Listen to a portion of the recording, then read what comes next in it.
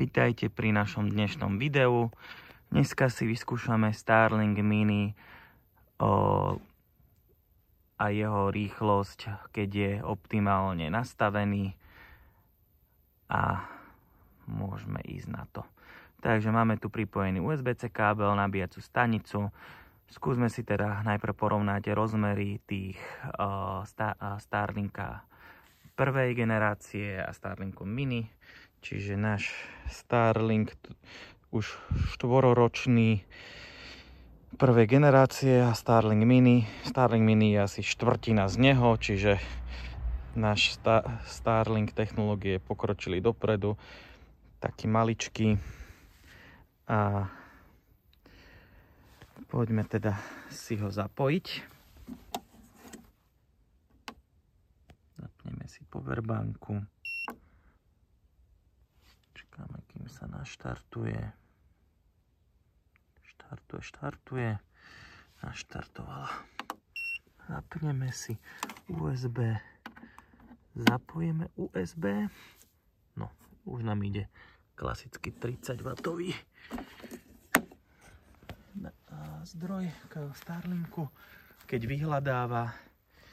Čiže počkáme si chvíľku, kým nám Starlink dohľada satelity. Tak, Starlink nám dohľadal satelity, trvalo nám to menej ako 2 minúty. Keď sa pozrieme, sme už online. Vyskúšame nejaké iné zariadenie ako iPhone, či to ide rovnako dobre. Obstruction, aplikácia funguje dobre, žiadne prekážky nemáme.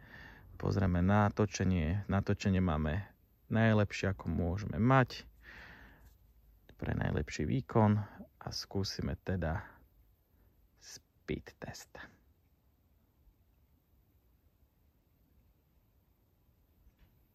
No.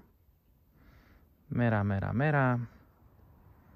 111 megabitov a 27 megabitov upload. To vyzerá 26 megabitov upload. Skúsime teda aj ten rozšírený test, ako nám pôjde.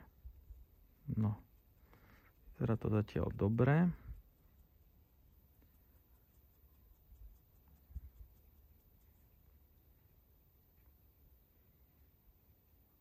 Krásnu čistú oblohu máme.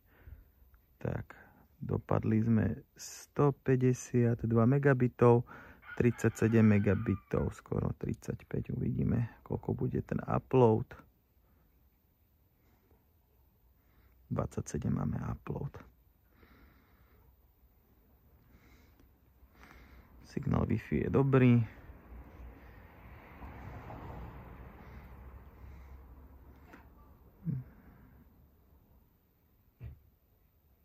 Takže takto máme asi pripojenie Starlinku Mini, keď je optimálne nastavený. 152 megabitov, 27 megabitov upload. Nám to ide veľmi stabilne. Aj napriek tomu, že parabola je menšia. Tak, to je na dnes teda všetko. Ďakujem za pozornosť, prajem pekný deň.